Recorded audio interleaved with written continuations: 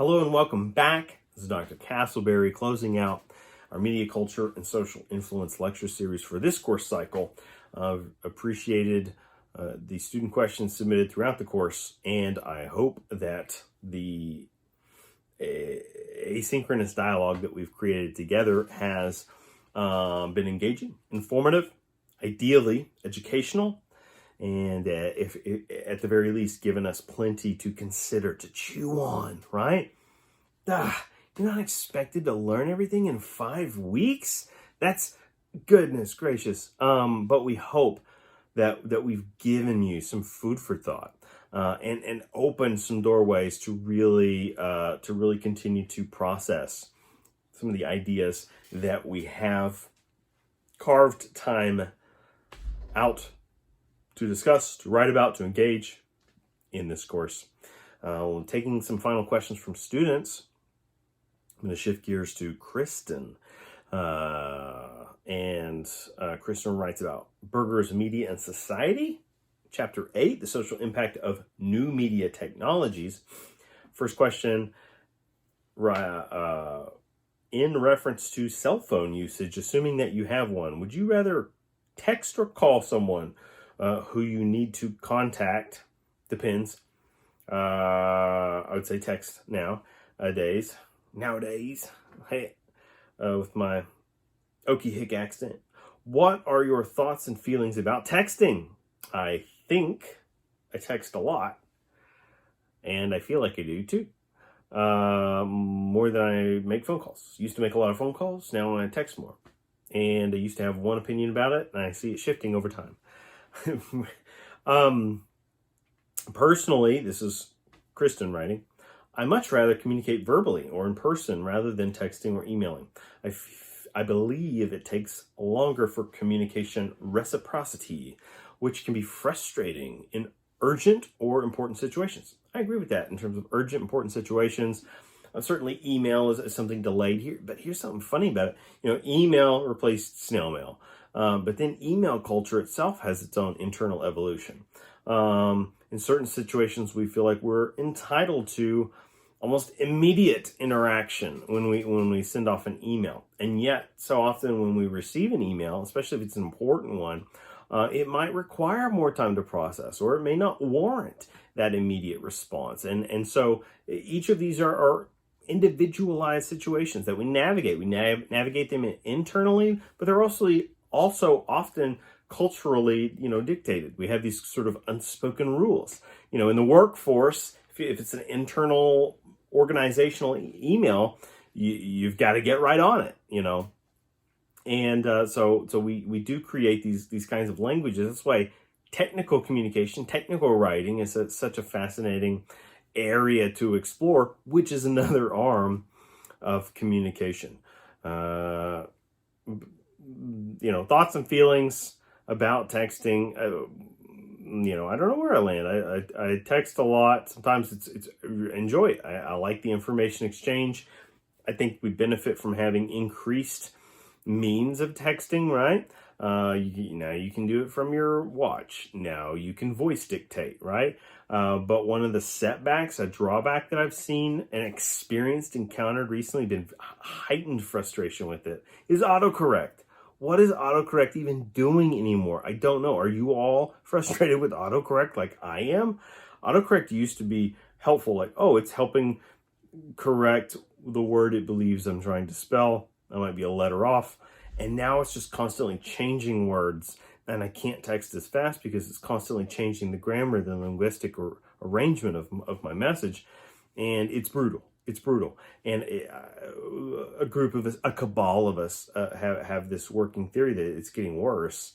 And maybe it's just that we're texting more frequently. And so it's with more, the more you do something, the more you increase the times when it does.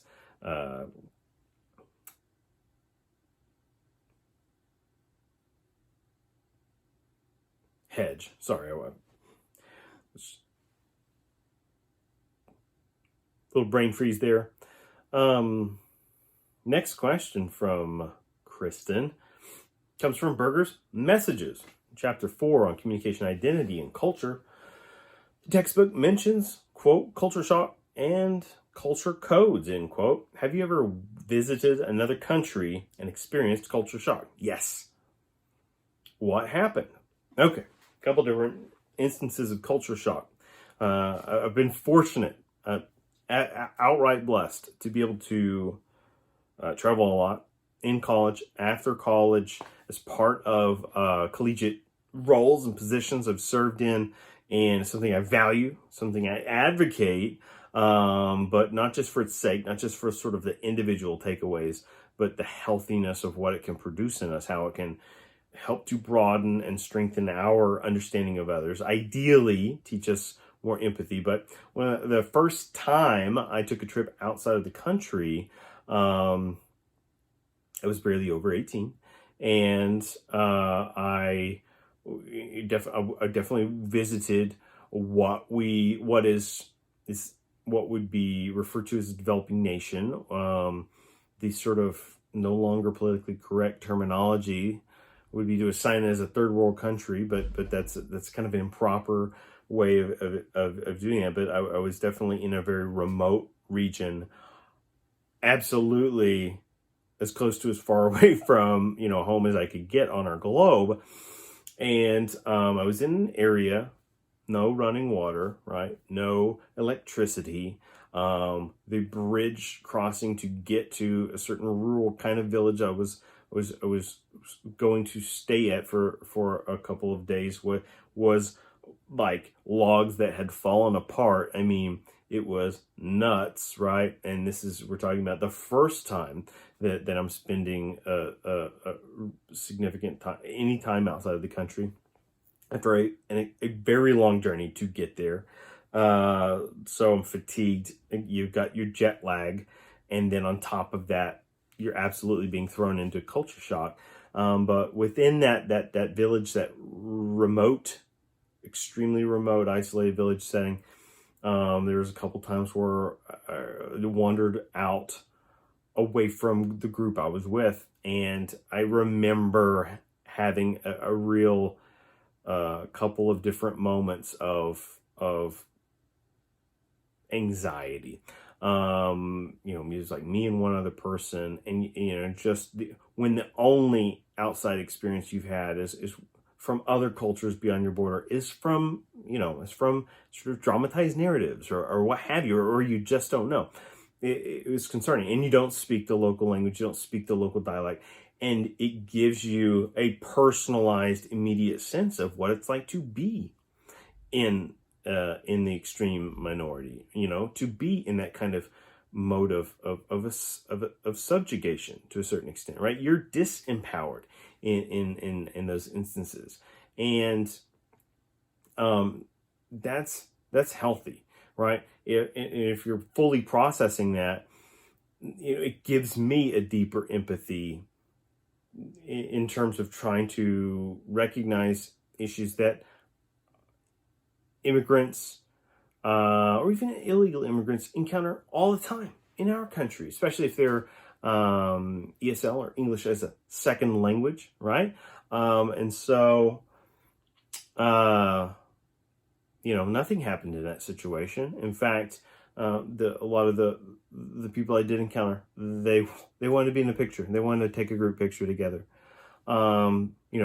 If I felt foreign in their immediate context, then they felt that I was one of the more unique looking individuals they'd ever encountered. So it does go both ways. How long would you say it would take for you to adjust to the cultural codes and differences? Better yet, what do you think it would be? What do you think it would be? What do you think would be the most difficult for you to adjust to? I think it would be a unique experience, which I plan on having one day, and I hope you do have that one day. Oh man, I would wish that for everyone.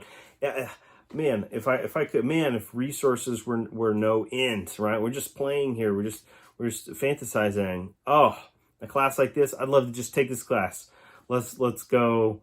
I'm just spitballing here. We could go anywhere. Let's do a I know over half of you will hate this. Let's do a James Bond tour, right? Let's go to all the international locales.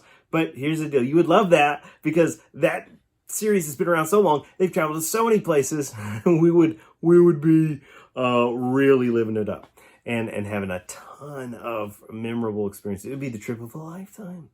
But back to these more realistic settings. What's the most difficult to adjust to? I mean, language barrier. Language barrier is the most difficult to adjust to.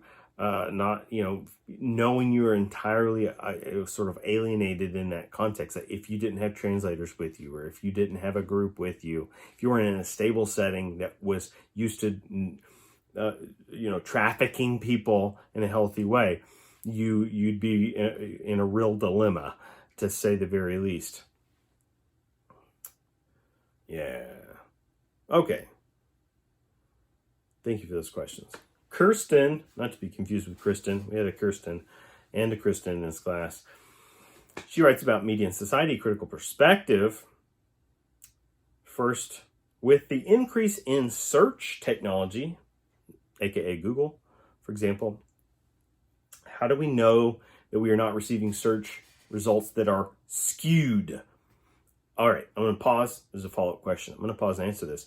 We should assume we are looking at skewed results anytime we search for anything. Assume it.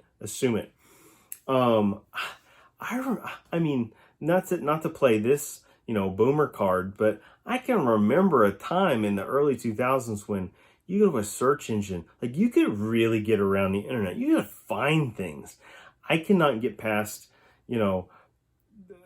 25 things that want to sell something to me, and then just repeat stuff and nonsense after that. Man, internet searches are not what they used to be, and it's been entirely commodified in that kind of way, to a boring extent, right? The surfing is such a passive thing now. It used to be a real kind of hobby almost, right? You could find information and just learn about things, and now it's just what's the next thing that's trying to sell itself to me on the internet. So search engines are tricky business. The follow-up. We are placing our trust in algorithms used to filter information. Exactly, good job. But how do we ensure this is the best version of results? Assume it's not. Assume it's next to worst. This is why those closed circuit websites. You can go to my YouTube channel. What a pathetic plug for a lecture that I give public speaking students about research. So type research. And we talk about, there is significant distinction between just going and Googling stuff for a speech topic or a term paper or whatever, and going through real sources, finding legitimate information. So, your .govs, your .orgs, your .edus, those kinds of websites ending in those reviews, they're infinitely more substantive than just your Bing searches, your Yahoo searches, your Google searches. You're gonna find your YouTube searches, right? That's a joke. We have to learn how to actually locate information, and then when we get there, we got to know the difference between what to quote unquote trust, or at least what to look at as objective versus subject. There's so much subjective stuff right now. This is the killer with cable news, and this is why people can so easily just do this and point fingers at both sides. Is they've shifted to an almost entirely subjective format, and I'm not looking at one ideological channel, right? I'm not pointing my finger at just MSN. This is a majority of the highest rated programming on Fox News. CNN does some of this, and as a result, now we even see our politicians getting in that same kind of game, right? Where they just point at it and say, you're illegitimate. No, you're illegitimate. And you know what? The less objective you are, the more subjective you are, with clear biases that are only self-serving. Yeah. When that's the case, maybe you are a lot less, seemingly ethical. And the problem does lie in something being more profit driven than accuracy of information. So you got to learn how to dig deep, right? And your methods classes, your research classes should be teaching you this in your own specialty areas. Continuing with advancing technology, how much responsibility does the government bear for internet security or regulating it when it does not own the internet? Burger. All right. So this is a classic, back and forth. And the follow-up question here is the need for government involvement born of necessity, AE threats, or does the government bear others' responsibilities for it? Right? So fair enough. Government does not own the internet. Al Gore did not invent the internet, as some of my colleagues like to claim. They claim like to like haze him. Here we got our big government people, we got our little government people, right? And this is the political ideology camps, right? Ideological camps. And some people want big government and as a kind of take care of the people, and other people want tiny government, so like that we don't pay taxes and just let the free market dictate everything, right? And these are just political spectrums. And so sometimes these, like this whole red blue, this is red, this is blue, and then we paint maps up, and even that's, it's highly problematic because people don't know how to read that accurately either. Including people with degrees and people that are highly successful in business. They still can't. It's information illiteracy. I see it all the time. I see it daily. And, another reason to limit your, social media usage. Because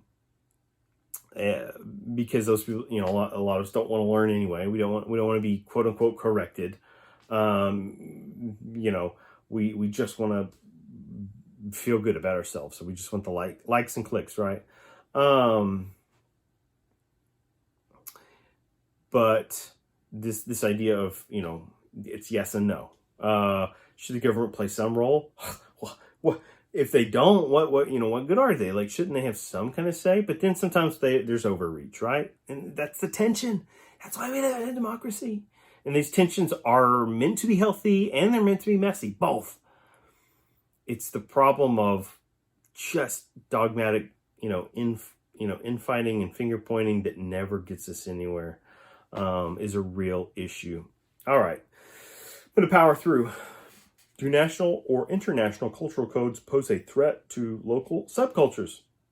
Yes, they do, and they do.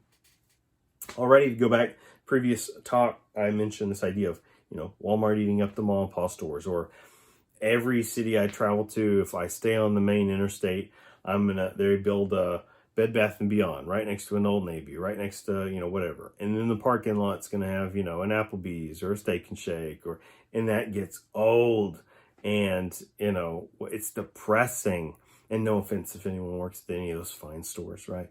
And we know occasionally you're frequenting them. But this idea of like cultural homogeneity is... There is that sort of tragic side to that, right? It's sad, for lack of a better words, right? It's like just knowing that safari animal populations are just going down, down, down, right? It's that tragedy of inevitability that we face. And every city sort of morphing to look exactly the same. It's kind of the same thing, right? This idea of, we got a river walk. And is it a real river? No, it's not. It's a commercial district. But it's nice to walk through. Where are we at? Questions. A small farming community built by families could be encroached upon by corporations. Yep. Already happened. That buy up land and assets, forcing generational farming families out. Force them out or buys them out, right? So then all of a sudden the grandkids, have a huge nest egg, and then they can do whatever they want, which in turn could result in the community losing its identity and foundation. This has been happening for a while, right? In fact, go back and look at, what's his name? Oh, I can't believe I'm going to forget. The Last Picture Show, right? Bogdanovich. Peter Bogdanovich, the director, and it's shot in the early 70s, but it's filmed in black and white.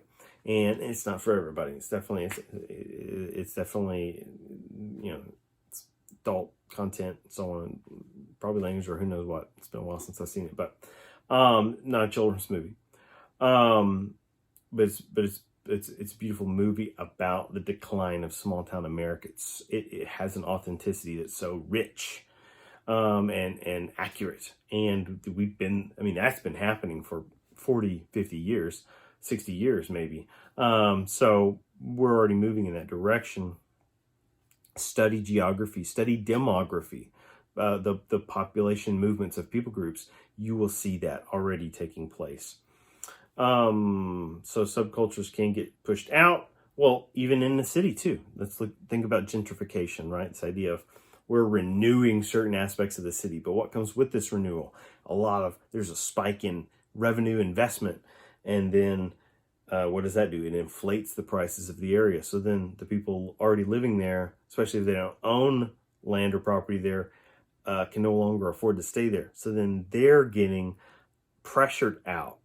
And so that's why gentrification in these urban renewal projects is such a kind of a catch-22 of it's a healthy thing. It stimulates the economy. It also alienates certain groups. And sometimes those demographics show us that it alienates more minority groups than the majority groups. So that's another element to that. Okay.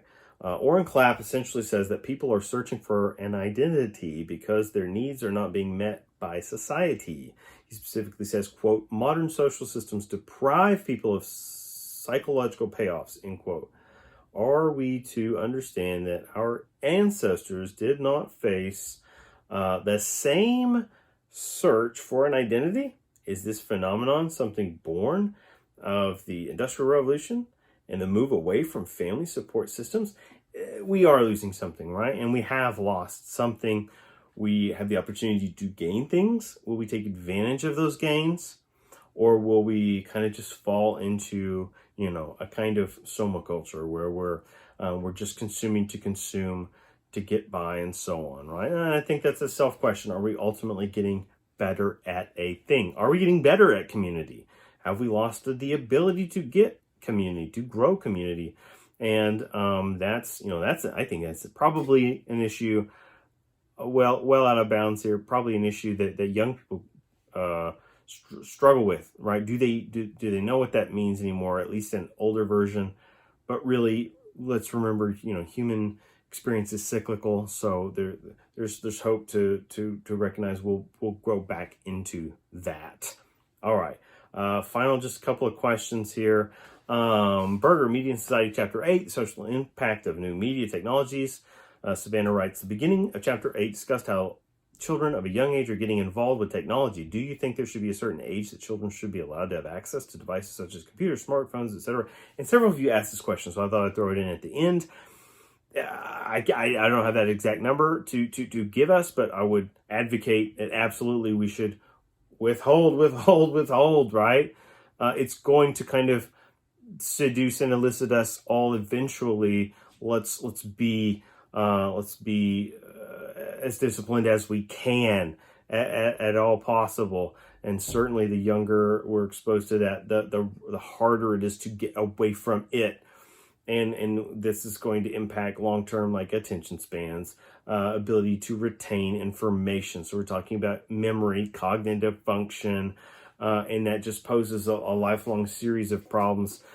So it could potentially down the road, right, you finally get a successful job. It could jeopardize your job if you can't even fulfill the daily tasks because of, just issues with managing time. These are real issues we face today.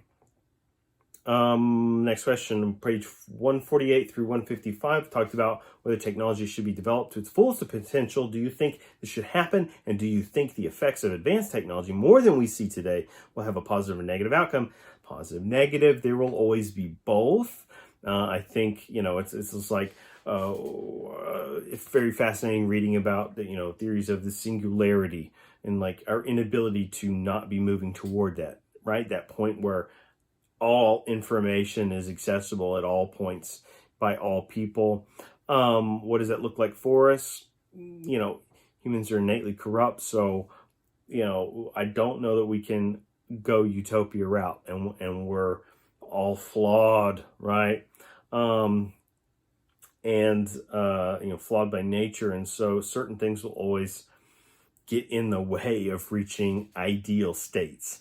So we'll continue to kind of. I don't think technology is going to start going away and getting less used.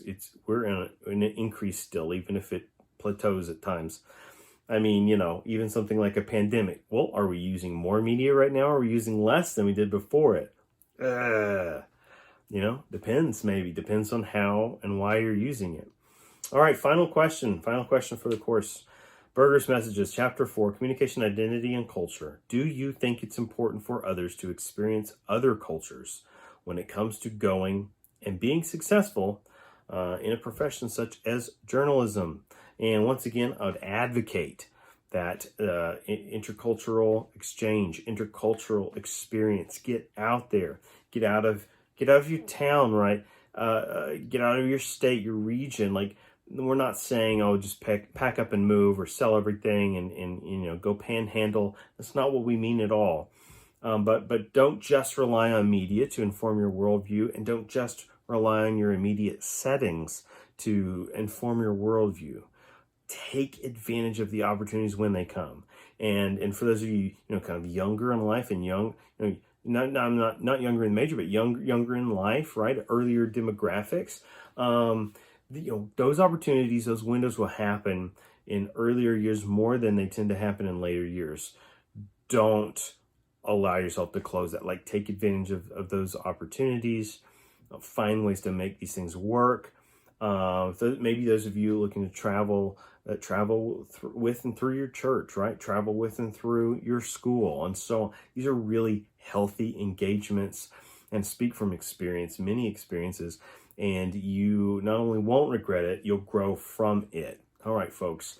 I could say it 1,000 times over. It's been a blessing, an incredible experience. Working through this content with you all. Wish we could have worked through more. Wish we had more time. We don't. You know this. Many of you are ready. You're ready to slam the door shut on this course, and that's okay too, right? That's okay too. But those, moving on to different courses, best of luck. Good luck. Those finishing, we're excited for you. We champion your success. Please attend the ceremony when and if it is held. And thank you all for letting me guide us through this course experience.